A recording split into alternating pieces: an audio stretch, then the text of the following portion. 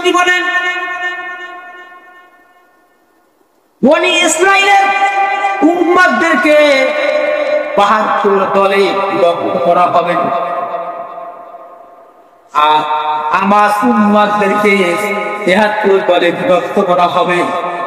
এই ৭৩ দলের ভিতরে এক দল হবে জান্নাতি, বাকি অন্য দল ৭২ দল জাহান্নামে যাবে। বলে নাউজুবিল্লাহ। তাহলে আমি কর্তব্য শুরুতেই বলেছি যে ইসলাম এক, কোরআন এক, হাদিস এক, আল্লাহ এক, কিন্তু দল হচ্ছে কিয়ামতের ময়দানে দল হবে ৭৩ দল।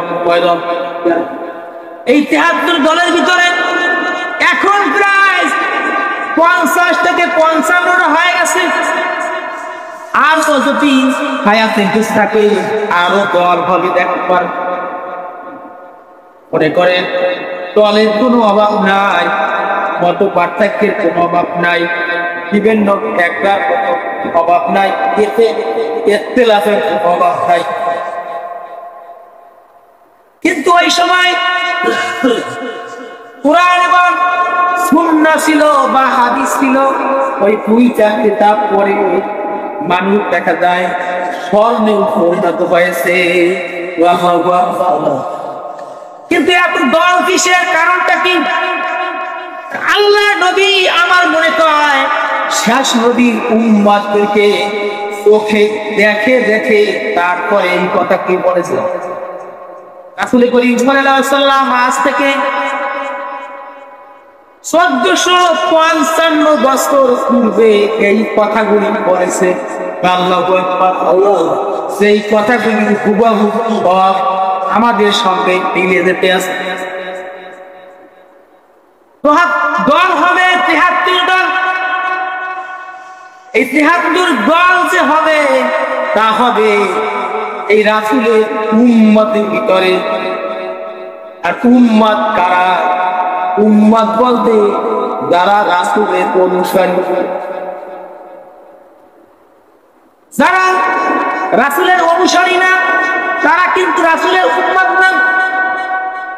এই পৃথিবীতে যত মানুষ আছে সবাই কিন্তু শেষ নবীর উম্মত।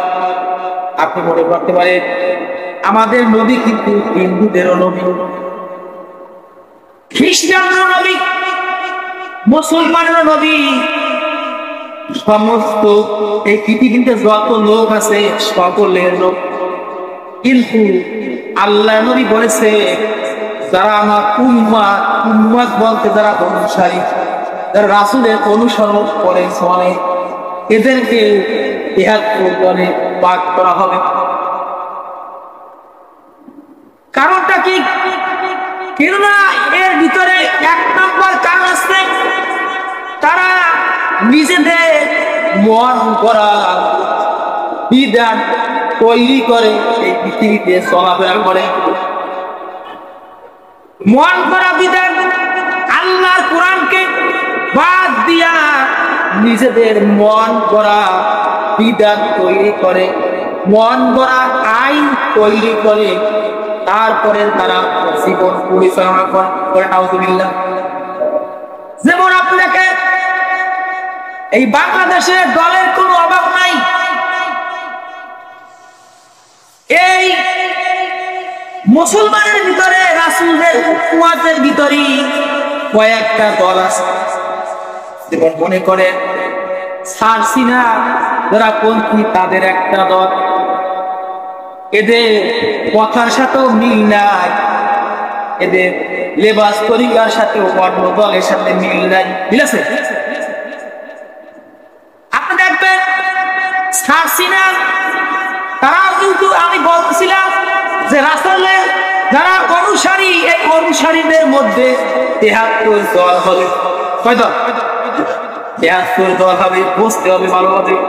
রাসূলের যারা অনুসারী, যারা নামাজ পড়ে, রমজান মাস আসলে রোজা রাখে, যাদের মাথায় টুপি আছে, দাড়ি আছে, যারা পাঞ্জাবি পরে, যারা সুন্নতি লেবাসে চলে, যারা ইসলামকে মানে, স্বীকার করে, পরকালকে বিশ্বাস করে, এদের ভিতরেই ৭৩ দল হবে। বলে আল্লাহু আকবার।